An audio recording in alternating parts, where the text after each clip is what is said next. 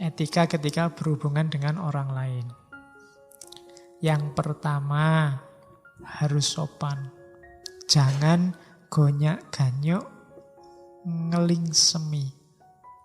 Gonyak-ganyuk ngeling semi itu perilakunya ndak sopan, membuat malu. Di Jawa konsep malu itu luar biasa. Kalau kamu sudah disebut orang duwe isin, itu kiamat duniamu. Kamu sudah tidak dianggap manusia dewasa. Jadi ndak, hati-hati, jangan melakukan sesuatu yang memalukan. Biasanya hal-hal yang ndak sopan. Dan itu nanti kalau belajar etiket Jawa, sangat banyak hal. Hati-hati benar orang Jawa untuk tidak membuat malu. Mulai cara makan, cara minum, cara ngomong, cara lewat, cara. Ada rumusnya sendiri. Untuk tidak apa? Tidak memalukan.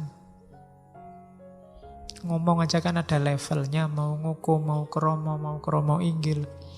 Itu yang bikin siswa-siswa hari ini stres itu. Belajar bahasa Jawa itu kan. Tapi enggak, karena memang di Jawa konsep malu itu luar biasa. Dan ndak boleh nggugu karepe priyangga. Nggak boleh sak karepe dhewe. Apa-apa dipikir dulu, dipertimbangkan. Jangan mabuk pujian. Tempatkan diri.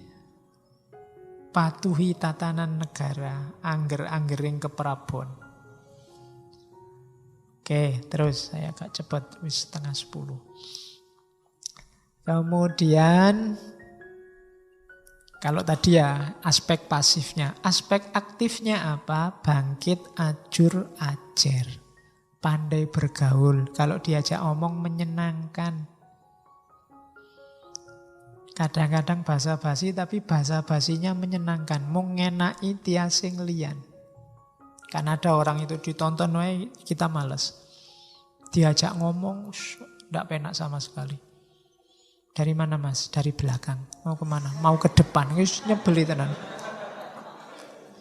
Tidak bisa diajak santai, nggak bisa. Kok jalan kaki aja mas? Emangnya ngerangkak? Tidak enak. Diajak guyon ndak bisa. Diajak serius sak karepe dhewe. Kalau dia datang kita sumpek. Nah, ndak bangkit ajur ajer. Orang Jawa suka yang gerapyak. Gerapyak itu kalau diajak ngomong menanggapi, tidak cuek, tapi juga tidak berlebihan. Terus kadang-kadang dalam rangka membahagiakan orang lain dan bisa mbusui ujaring jalmi. Kadang-kadang pura-pura bodoh, pura-pura ndak ngerti. Nggih to, ngoten to. Itu kan bikin orang yang ngajak ngomong semangat.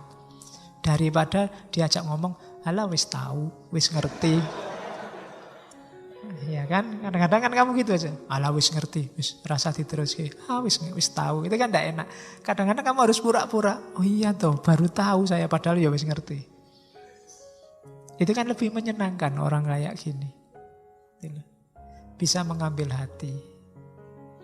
Oke. Kemudian jangan berperilaku kayak orang dungu. Tadi sudah disebut ya. Sombong, ingin dipuji, tidak mau kalah, meremehkan orang lain. Ini di banyak ajaran moral sudah disebut. Nyawanya, sumbernya perbuatan jelek itu merasa besar, merasa tinggi, merasa sudah bisa. Nah, ini yang agak unik dari Wedotomo. Kalau tadi kan berhadapan dengan manusia sama etika individual. Sekarang ada perilaku kita di hadapan Tuhan. Nanti ada 4 cara kita. Sembah rogo, sembah cipto, ada sembah jiwa, dan yang keempat sembah rasa. Sembah ini jangan selalu diartikan sholat sembahyang ya. Itu bikin orang salah paham, dianggap wah wong Jawa bid'ah kabeh sini. Enggak, sembah itu ya mungkin nanti yang sholat disebut sembahyang. Sembah itu kan menyembah, yang itu Tuhan. Sembah yang itu menyembah Tuhan. Hidup kita itu isinya sembah semua. Sembah itu persembahan untuk Tuhan. Ya ada yang formal kayak sholat, ada yang ngaji kita ini termasuk sembah. Kita persembahkan untuk Tuhan. Karena kalau ada yang tidak sembah untuk Tuhan, tidak dipersembahkan untuk Tuhan, ya hidup kita sia-sia. Wong inna lillahi wa inna ilaihi roji'un. Inna sholati wa nusuki wa mahyaya wa mamati lillahi rabbil alamin. Sholatku, ibadahku, hidupku, semuanya persembahan untuk Tuhan, maka lakukan yang terbaik. Kalau sedang belajar, belajar sekeras-kerasnya. Kamu sedang mempersembahkan sesuatu untuk Tuhan. Kalau kamu sedang ngaji, ngaji seserius mungkin. Kamu sedang mempersembahkan sesuatu untuk Tuhan. Kalau makan juga makan yang serius. Jangan disambi macam-macam yang menghilangkan nilai sakralnya makan. Karena kamu sedang mempersembahkan sesuatu untuk Tuhan. Dalam Islam segala hal kan ibadah. Nah, ada level etisnya di hadapan Tuhan. Yang pertama namanya sembah rogo. Sembah rogo ini yang sholat lahir yang kita lihat. Jadi sholat 5 waktu. Fisik sifatnya. Wudunya pakai air. Cuma ini langkah paling awal. Kalau bahasanya di Wedotomo, sembah rogo muniku pakartining wong amagang laku. Jadi ini langkah paling awal. Tidak boleh merasa sudah selesai dengan sembahyang. Dengan sholat saja sudah beres. Sembahyang ora cah kaya, sembahyang oke, sip, wes. Tidak cukup itu. Itu hanya awalnya.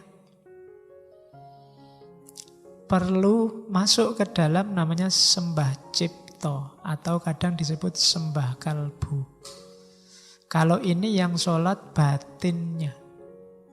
Caranya apa? Membersihkan dari kungkungan hawa nafsu. Tazkiyatun nafas. Bersihkan batinmu. Taholli kalau dalam tasawuf. Jadi sembah rogo olah lahirnya. Olah batinnya yang paling awal sembah kalbu. Caranya taholli. Bersihkan jiwamu, bersihkan rohanimu dari maksiat, dari dosa, dari pelanggaran, dari hawa nafsu. Pembersihan diri. Kalau sudah mampu sembah kalbu, orang yang tidak mampu sembah kalbu, sholatnya tidak bisa khusyuk. Sholatnya hanya olahraga. Yoga. Kan koyo yoga sholat itu. Hanya itu dapatnya. Ada yang ketiga, naik kelas sedikit lagi setelah bersih jiwa kita, yang dilakukan apa? Sembah jiwa. Sembah jiwa itu tahalli. Meletakkan dalam diri kita hal-hal yang baik. Ya termasuk meletakkan Allah, meletakkan segala kebaikan moral dalam diri kita. Orangnya harus iling waspodo. Orientasinya hanya pada Allah. Setiap detak jantung dan desah nafasnya adalah zikir. Hanya Allah saja yang ada dalam hidupnya. Itu sembah jiwa. Jiwa lebih dalam dibandingkan kalbu. Kemarin di Ibnu Miskaweh, kan lapisan luar mental itu kan yang kalbu itu, terus masuk lagi ada ruh. Jiwa itu kan bahasa Arabnya ruh. Jadi menghidupkan lagi rohanimu dengan Allah setelah tadi terhalangi oleh nafsu. Sembah jiwa. Kalau sudah bisa sembah jiwa, sudah bisa hidupmu isinya sepenuhnya, orientasinya hanya Allah saja. Tahalli ada level keempat, tajalli. sembah rasa. Ini mirip makrifat kalau dalam tasawuf. Kamu akan menemukan hakikat. Kamu akan menyadari rahasia terdalam hidup ini. Dan kalau sudah nyampe sembah rasa, itu kamu sudah nyambung langsung sama Allah. Mursyidmu juga sudah tidak ikut-ikut lagi. Jadi itu level paling tinggi. Step-step, makom-makom yang harus dilalui oleh seorang manusia dalam rangka ilaihi roji'un. Kalau sudah sembah rasa, kamu sudah ketemu. Sudah ketemu sudah ketemu Allah. Jadi rogo, kalbu, kemudian jiwa, dan yang keempat rasa. Jadi totalitas hidup kita isinya hanya Allah. Itu etika di hadapan Tuhan. Nah, Mangkunegara mengkritik keberagamaan yang formalistik. Formalistik itu ya tadi hanya raganya saja.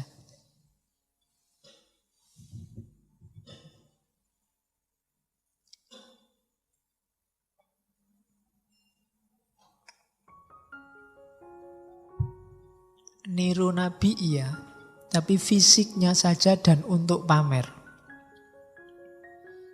Katanya Mangkunegara manulat nelat Nabi, saben sebo mampir masjid. Jadi suka meniru Nabi hanya untuk pamer dan setiap waktu masjid. Ya, maksudnya bukan takmir loh ya. Yang rajin ke masjid hanya untuk pamer. Aku loh anak soleh. Sama kayak kalian berangkat ngaji sambil ngererik yang nongkrong di kafe sebelah itu. Apa orang-orang sesat itu. Yang lurus ya yang ngaji ini ya itu podo. Jadi mental formalisme ngaji sebenarnya. Formalitasmu ngaji karena mentalmu sebenarnya bukan mental pencari ilmu kalau yang ada di pikiranmu itu. Aku lo ngaji tiap malam Kamis. Malam Jumat ada ngaji apa aja aku hadir. Nggak kayak kamu. Kamu open di kamar nonton TV, rokokan, jalan-jalan apa. Aku lebih baik dari kamu. Formalisme. Masjid ada acara apa aja aku datang. Ya. Cuma membacanya jangan dibalik ya. Kalau begitu saya nggak sombong Pak, tapi ya nggak ke masjid ya nggak.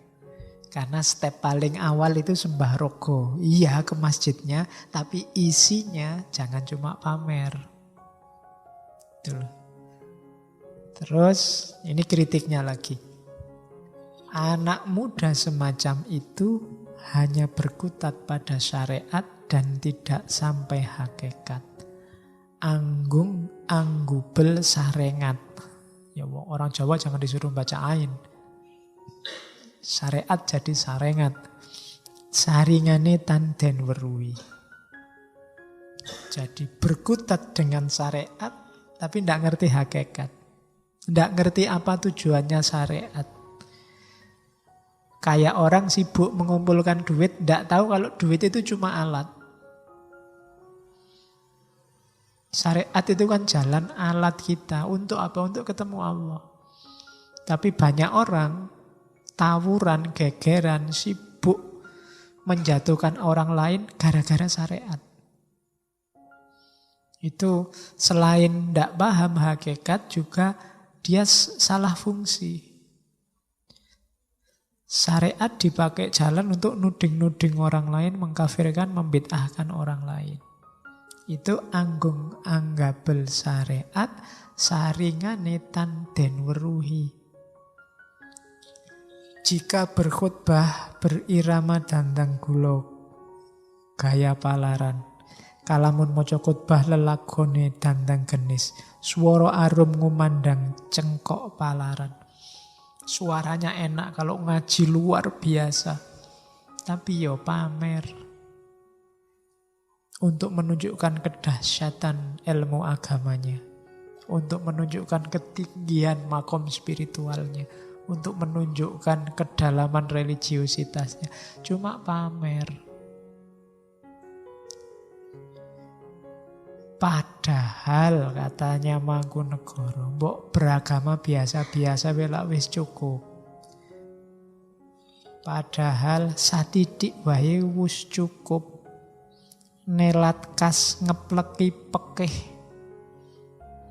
Jangan bersemangat niru ahli fikih. Wong kita itu makome umat, makome rakyat, ya rakyat saja lah, ndak usah gaya kayak ahli fikih. Wong kita ngaji masih ngejah ikut-ikutan mengharamkan, ikut-ikutan membid'ahkan orang lain. Ndak, kita bukan ahli fikih. Wis biasa wae beragama untuk kepentingan batin kita. Ndak usah berlagak kayak yang ahli fikih sudah ada. Kamu nggak usah ikut-ikutan, nanti ahli fikih dia bisa ngerti dewe. Kan sekarang banyak ahli fikih dadaan. Ya kan? Tiba-tiba kuliahnya apa, ndak lulus-lulus, begitu nulis ning medsos isine memfatwakan kafir, memfatwakan haram lah. Ahli fikih dadaan. Ndak usah gaya kayak ahli fikih. Bukan mufti. Jadi beragama biasa saja.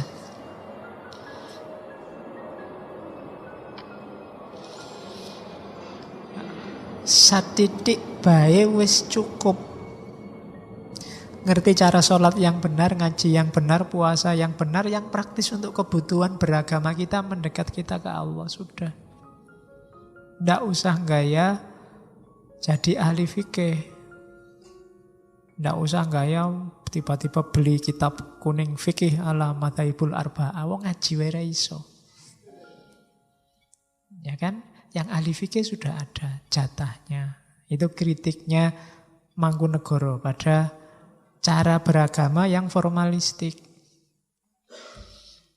Dia ngeritik lagi. Ini istilah juga sering dipakai. Durung pecus keselak besus. Amaknani rapal kaya Sayyid saka Mesir. Belum mampu tapi berani. Jadi durung pecus keselak besus itu. Masih belum bisa kok kemendel. Kemendel itu apa ya bahasa Indonesia? Kendel itu berani. Kalau kemendel itu nekat. Ya sejenis itulah. Jadi belum pecus keselak besus. Amaknani rapal kaya Sayyid saka Mesir. Wah, berani-beraninya memaknai kalimat-kalimat, memaknai nas koyok syekh dari Mesir aja. Padahal ya ndak ngerti apa-apa. Itu namanya belum pecus keselak besus. Ya nanti kalau di medsos, di Facebook ada orang kayak gini, kamu kasih komentar di komennya, belum pecus keselak besus. Wong urung mampu aja kok. Gayane koyok pinter-pinter loh. Itu belum becus keselak besus. Ya kalau memang kiai, kalau memang ulama, ya memang jatahnya mereka. Ahli fikih bisa istimbat hukum, iya. Tapi yang kayak kita-kita awam itu mbok sudah, wong bisanya cuma manut. Nggak usah ikut-ikutan nyalahkan orang lain. Yang berhak nyalahkan mungkin yang ahlinya. Oke. Terus kritiknya dilanjutkan. Elok jawane den mohi peksa langkah ngangkah met kawruh ing Mekah. Aneh, tidak suka kejawaannya memaksa diri mencari pengetahuan di Mekah. Tidak paham jati dirinya, tapi menggali pengetahuan jauh sampai ke Mekah segala. Padahal inti pengetahuan yang dicari itu ada pada diri sendiri. Katanya Mangkunegara, asal mau berikhtiar, di sana dan di sini tidak berbeda. Tidak jaminan yang belajar di Mekah itu terus lebih baik.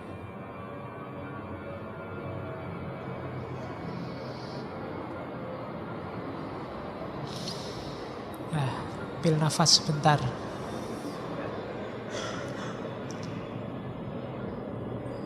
Jadi ndak jaminan, ndak harus ke Mekah. Wong Jawa wae ra ngerti kok. Apa neh Mekah itu kan bahasa kasar ngono. Kok enggak ya? Daripada mendalami agama, Ini untuk kita ya, bukan untuk elit yang memang sudah santri, makomnya ahli fikih. Untuk kita, tidak usah gaya.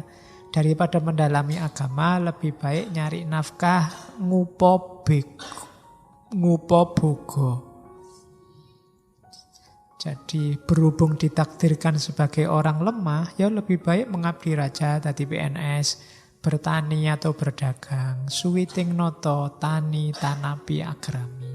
Sudahlah untuk kita, ayo diurusi urusan kita yang wajib-wajib buat kita. Yang mahasiswa yo sinau belajar, yang tani yo bertani, yang dagang yo dagango. Nggak usah melu-melu diskusi yang di luar jangkauan kita. Ya meskipun kemudian di kalimat akhir Mangkunegara merendah, mungkin khawatir dimarahi kiai-kiai.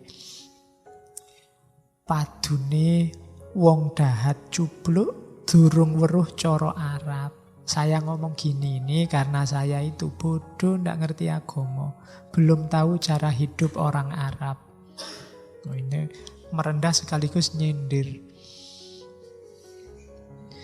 Jadi ya, yo sepurane mohon maaf saya ngomong kayak gini. Wong saya itu orang bodoh, ndak ngerti kayak gimana sih Arab itu. Kan orang-orang sekarang suka yang ke Arab-Araban. Nah, makanya dia sebenarnya nggak sekarang, dulu juga begitu, nggak tahu kalau sekarang. Jadi padune wong dahat cupluk durung weruh cara Arab. Kalimat-kalimat Jawa ini bisa kamu ambil untuk komen di statusmu. Oke, nah ada contoh ideal.